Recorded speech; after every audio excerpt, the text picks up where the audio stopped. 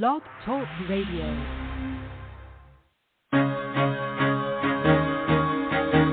Carol the Coach. Sex, love, and relationships. We talk about it here. Carol the Coach. Compassion with contemporary relevance. I am a psychotherapist. I can be your personal life coach, and I can help you with your issues. There are no problems too small or too big. You can talk about anything. Speaker, columnist, radio TV host, and commentator. Carol the Coach brings messages of wellness and empowerment within reach of everyday people every day. Almost 5 years ago, I lost my soulmate in an accident. He was killed in a plane crash. Life just, for me, has seemed to stop. There are groups all over the city. I teach one. It is a specific way to start thinking so that you shift how you see the world, which then shifts your energy, and then you feel better and you actually see things differently. Carol the Coach. Always available, too, at carolthecoach.com. Now, I've got Russell on the line. I'm 47 years old. I'm a truck driver. I'm married. I have a wife in San Francisco. Okay. I haven't been home in 6 months. My thing is, I don't know if I have a sex addiction or what the problem is. Why do I want what I can't have? And as soon as I can have it, I don't want it anymore. You're right on target when you say, I don't know if I have a sexual addiction. Well, guess what? Yes, you do. And you know what? That's my specialty, Russell. So you're at the right place. Continue. I meet women online, and I'm in a different part of the country. I travel all 48 states, so I love sex. I hear self-esteem issues. You never felt good enough, and you didn't feel like you were getting what you should have then, and you're reenacting that now. Do you want to change that about yourself? You get what you need.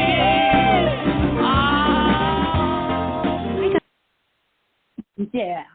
You know, I always ask my clients, do you really want to change? Now, why do I do that?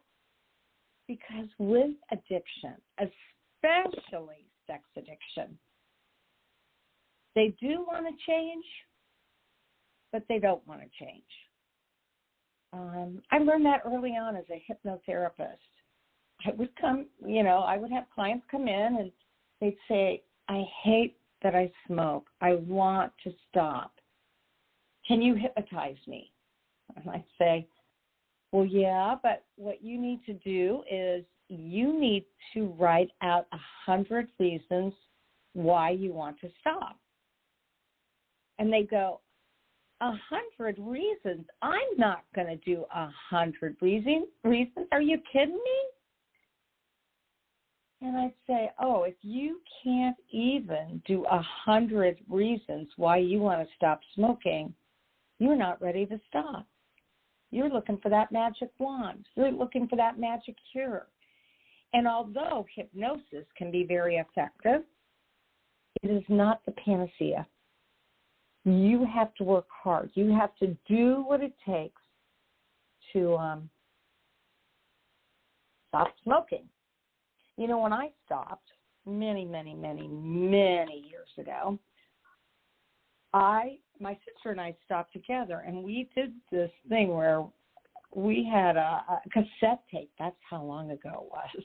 We had a cassette tape that talked about, I am a non-smoker, and I am no longer going to smoke. And so we would teasingly, at least 20 times a day, we would look at each other and we'd say, I am a non-smoker, and I no longer want to smoke. Now, we were retraining our brain to make that happen. And that is so important. You've got to retrain the brain no matter what is happening in your life. Whether you've got a sexual addiction, whether you've got an alcohol addiction. I was just talking to a man earlier, and he said that, he knew he needed to grieve. He needed to grieve his diabetes, and he knew he needed to grieve the loss of a child. And I said to him, are you willing to do the hard work? And, he had to think about that. That's fair. He didn't say yes. He said, he just thought about it. And then, as we were talking about his addiction, he had had 21 clean days and then broke it and did some pretty intense deal-breaking behaviors. And, you know, I said, you're not ready to change. You aren't. 21 days is that magical number, you know, that will stop a behavior or a habit. And that's true, but it's not in the world of addiction. He probably needs a good year before he can say, wow, I'm getting programmed down. I'm getting my structure down. I'm getting up early and reading my books. I'm getting up early and exercising. I'm no longer watching the 7 o'clock news so that I can devote that to my recovery time. People are willing to do what it takes to really set up a structure so that you can learn how to manage this addiction. Because if you don't learn how to manage it, it will teach you that it will manage you. And that is a tough situation. Hi, I'm Carol the Coach, and you know me. I wrote Help Her Heal, an empathy workbook for sex addicts to help their partners heal. And I wrote Unleashing Your Power, Moving Through the Trauma of Partner Betrayal. And I actually wrote a book for people that don't or haven't necessarily experienced trauma. It's for self-esteem building, and it's called Transformations. I love disseminating information. I have been down here in Florida for a month, and I have worked on 3 major projects. One is an empathy certification for clinicians and coaches, and myself and Jake Porter are going to be doing a 4-day training for clinicians and coaches to learn how to move a couple through the intake process all the way to post-traumatic growth. And I'm super excited about that. That has taken, I kid you not, at least 400 to 500 hours of work. I even created a animation, if you will, on partner betrayal to help the couple really understand what is going on in the partner's brain. Okay, so I've been doing that. I know you probably are wondering, Carol, what have you been doing? The second thing I've been doing is getting ready for this Unleashing Your Power workshop. We are having it this Saturday. And if you want more information, it is $99 for 4 hours. It is a steal deal, and it's for all partners in any stage of partner betrayal. And you can contact me at carolthecoach.com. We have a couple of spots left, but I know for me, I don't know about my partner in crime, Christine Turoshields, but I know for me, even though we've limited it to 25 women, we'd go 30, 35, 40, because once you get to that size, it is a training. But we are doing experiential work. It's going to be so enriching, enlightening, and rewarding. So if you've seen my Unleashing Your Power, that is what the workshop is. And it is learning techniques to build your self-esteem and work you through the horrendous trauma of partner betrayal. So that's the second thing I've been working on. And last but not least, I am starting my next Help Her Heal group. Starts May 4th. We have 2 slots open. If you are an addict that wants to improve your relationship and you want to learn more empathy skills, and you picked up my book, you've done a little bit of it, but you haven't read it from cover to cover, give me a contact at carolthecoach.com. I'll send you a flyer, and we'll see if we can get you into that group. Just wrapping up a group as I speak, and I mean, they were just an amazing, amazing group of men. We do a little bit, we do a chapter a week. So it's concepts, I have a PowerPoint. But then we talk about how hard this work is. How do you repair a fractured relationship? How do you contain his or her pain when in reality he or she is pushing you away? You know, what do you do when you say all the right things and they say, that's bullshit, I don't believe you? Well, just know that they want to hear it anyway, even if they're shaking their head, pointing their finger and saying, I don't believe you. So those are the kinds of things that we deal with. And these 3 projects have been babies of mine this year. I just love, love, love putting it out there, especially that empathy certification.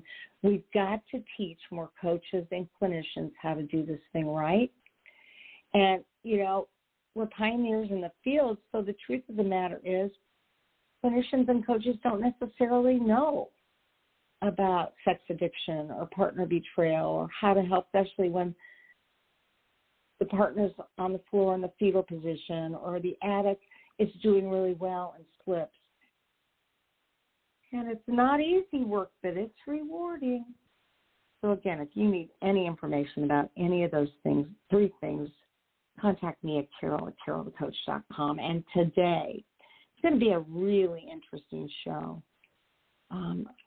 Gary Owens, who is the male spouse of a female sex addict, has written this book called The Betrayed Husband Survival Guide. And that guide is a story about his life and how he has helped other men to find themselves after he worked through partner betrayal. And so, you know, he says that there are many different elements of his life that he believes differ from being a female partner, because on some level it affects his masculinity.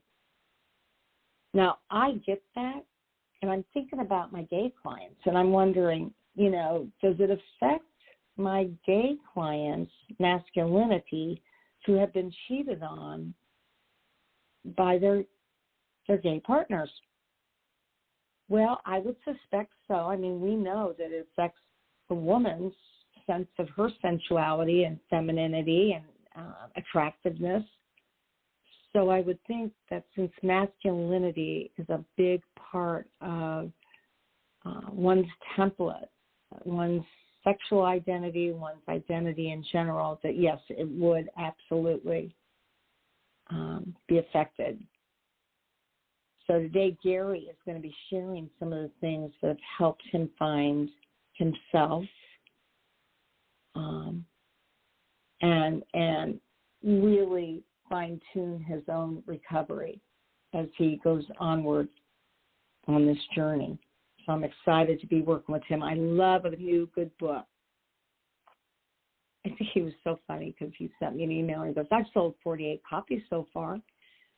And, you know, I'm spreading the word because I got to tell you, the men that have been betrayed say there is no information out there. There is no support for male partners.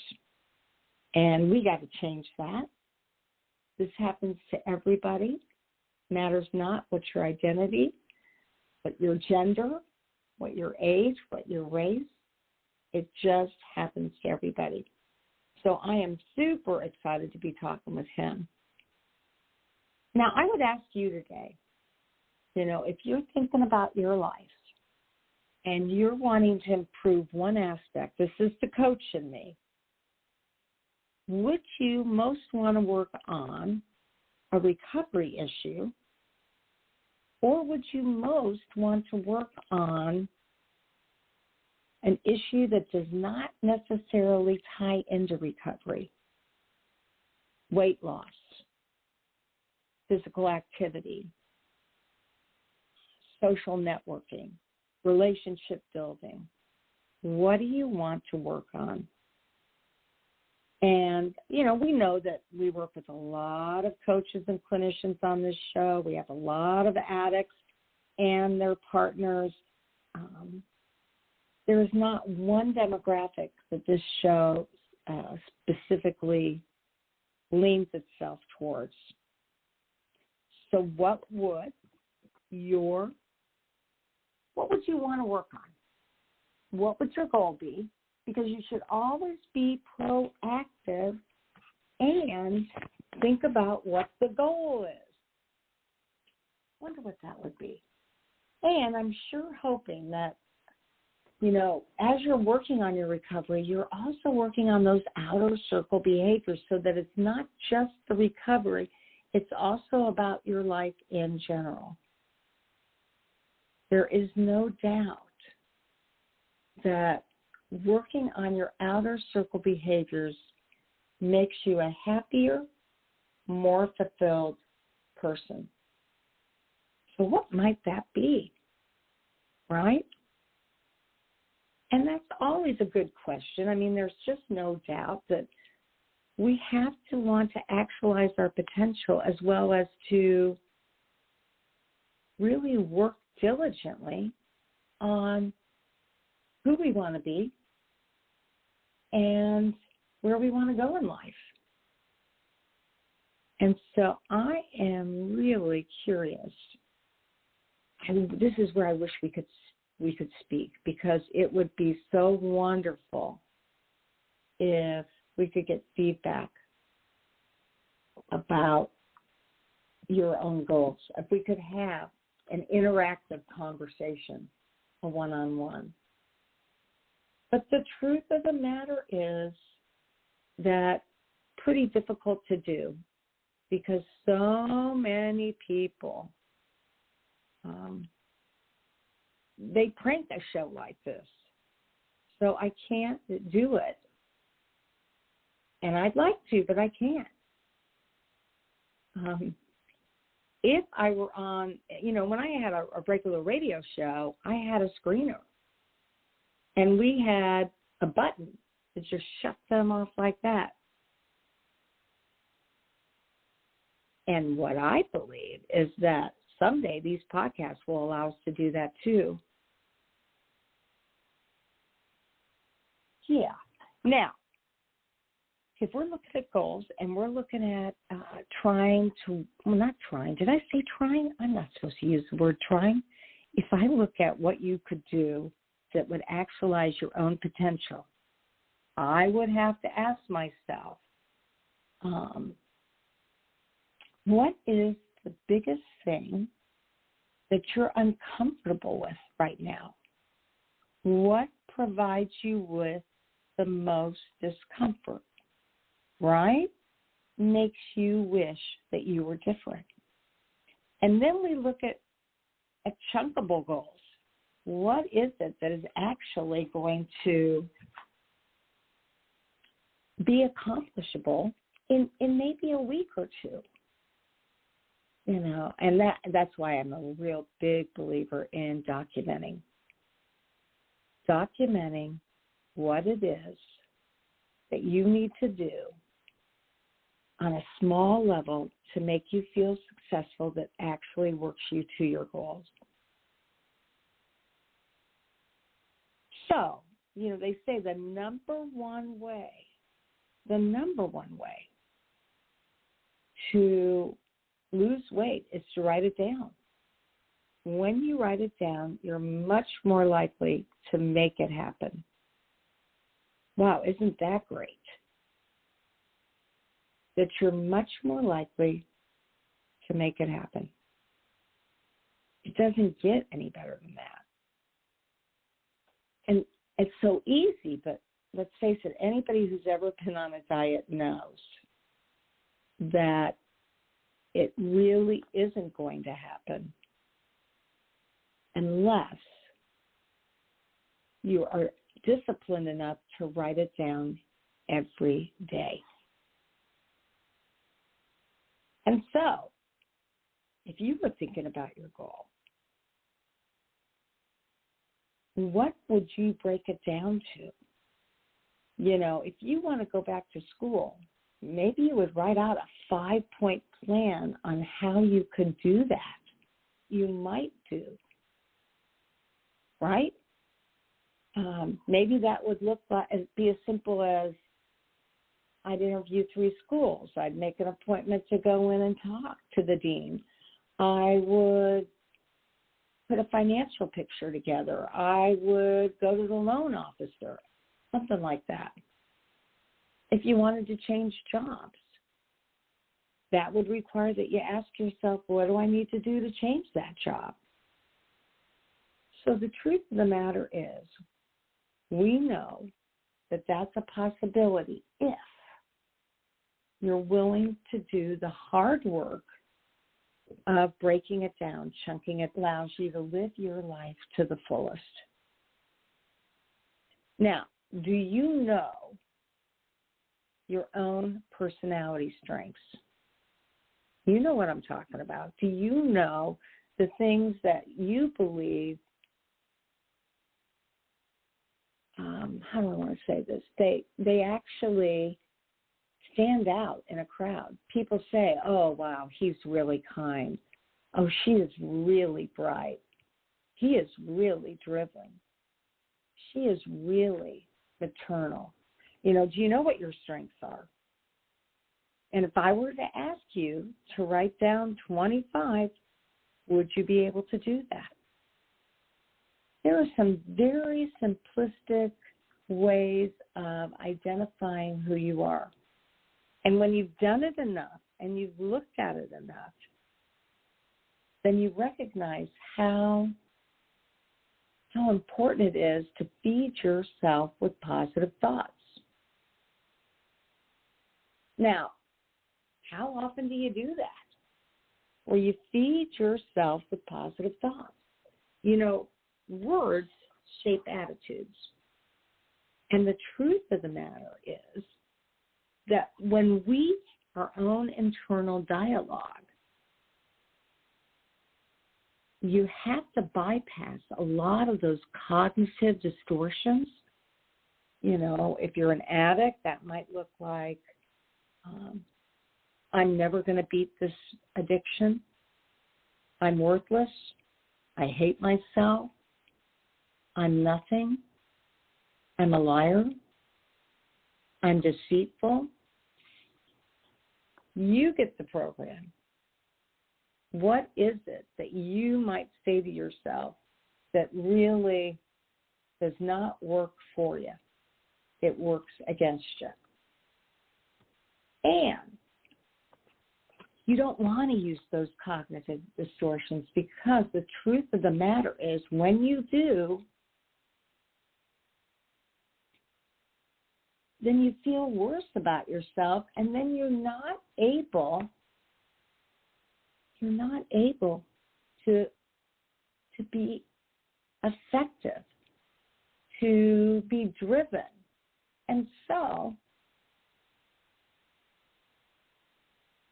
I want to know, do you use words like try? Do you use words like think? Do you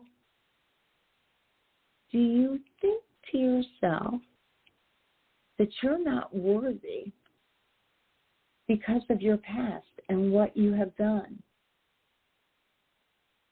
Those are all important questions. And if you're going to do that soul-searching work, you've got to know. You got to know how to make that happen in a different way. You've got to use words that will work for you.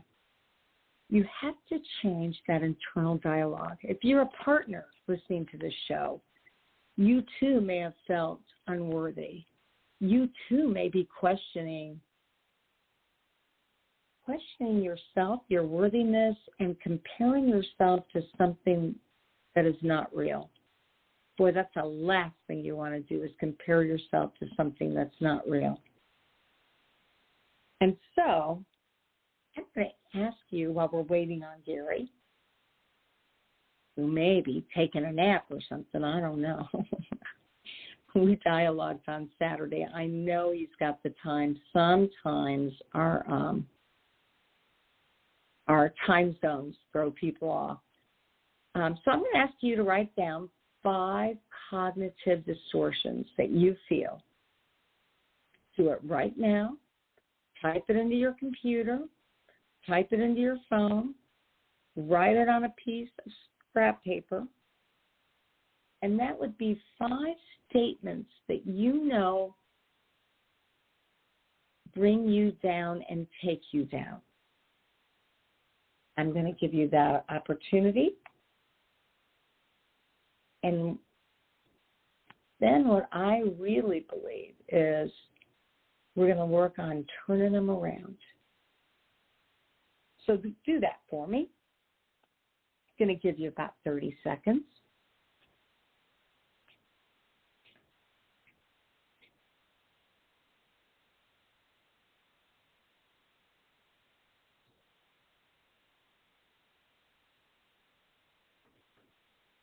You know, this is a time when you can take a little time for yourself just to reflect. I mean, how often do you get a chance to do that?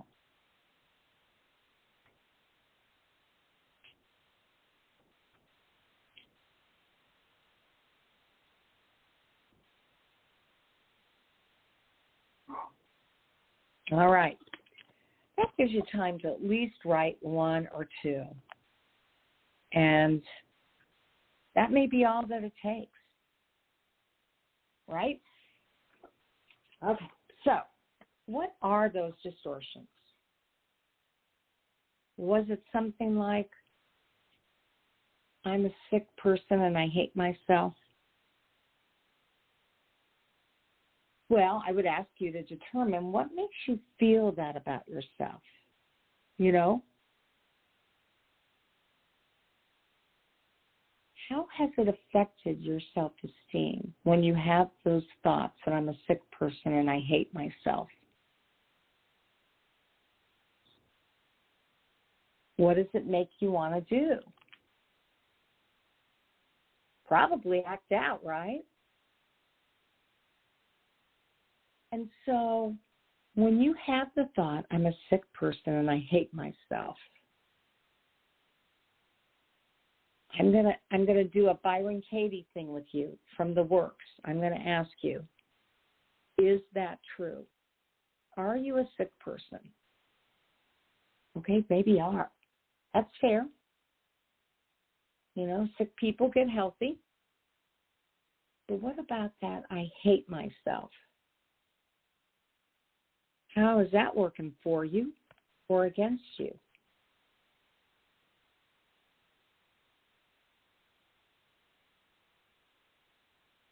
You know, the truth of the matter is, it doesn't help you to hate yourself. When you hate yourself, you are less likely to be able to pull yourself out of that self-loathing and make good decisions. What you usually do is you get into an auto-exacerbating cycle where you hate yourself, and that cycle makes you want to act out, and then your acting out confirms that you're really not worth anything. And then when you think you're not worth anything, you think, what the heck, I'm just going to keep acting out.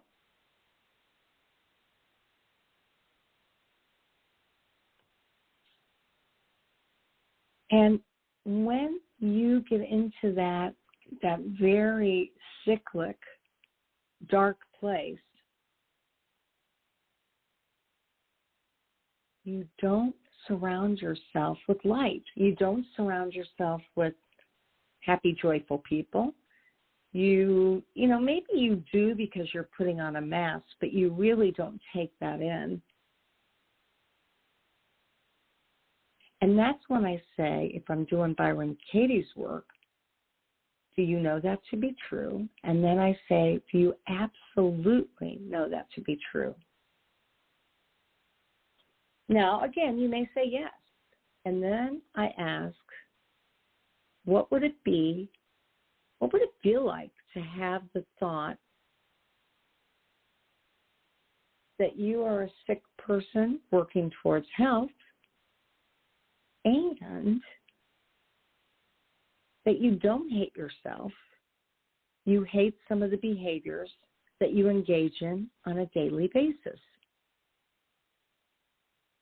When you really look at the negative behaviors, instead of looking at your negative thoughts about you, you're much more likely to change them. And when you change the way you look at things, the things around you change. You end up having more energy. You end up working harder on yourself. Part of that addictive cycle is to really go into that sense of self-loathing so that the addict can exploit you further. So I want you to think about that as you're looking at changing your internal dialogue.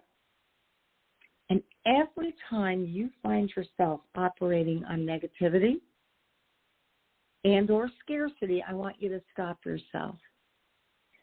Now, I've talked about this on other shows, but I want you to go through the stop model. And the stop model is when you have a negative thought,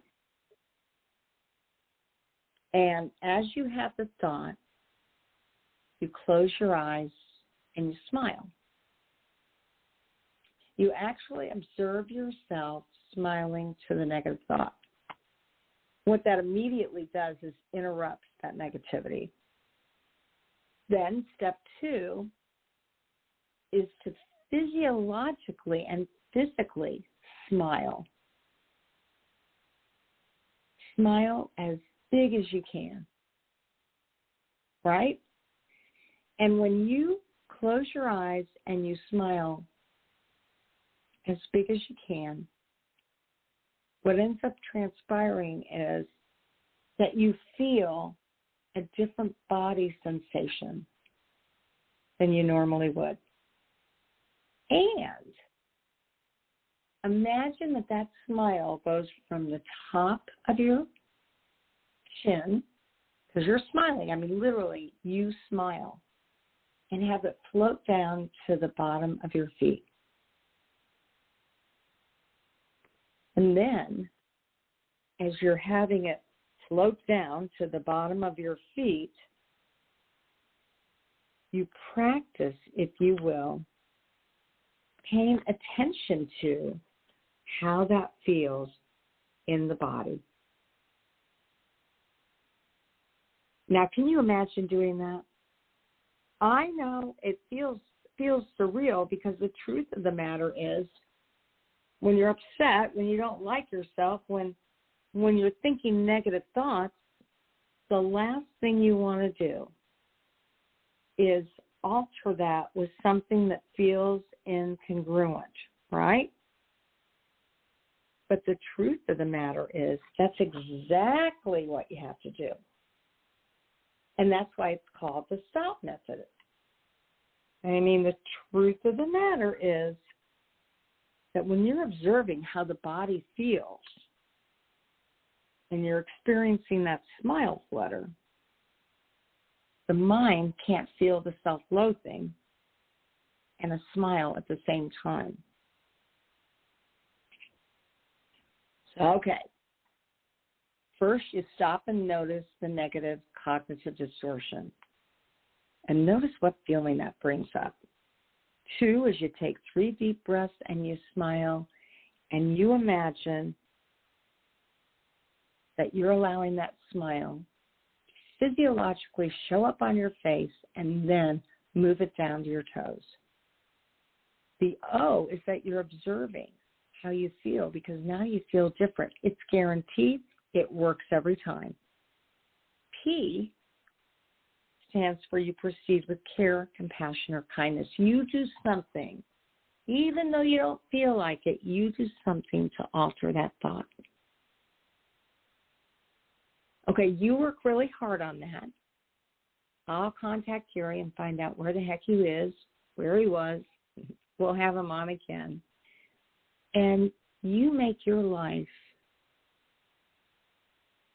as positive as possible by making the commitment, being truly committed to changing how you feel about yourself, changing how you think, and noticing the difference when you do the hard work of recovery. And maybe next time I'll bring in my 150 recovery statements that automatically make you feel better. You know the drill. The ones like progress, not perfection, or let go, let God. We will see you next week for more Sex Help with Carol the Coach. And you know, as I say at the end of every show, there will only be one of you at all times, so fearlessly have the courage to be yourself. Make it a good one, because you absolutely have the power to do that.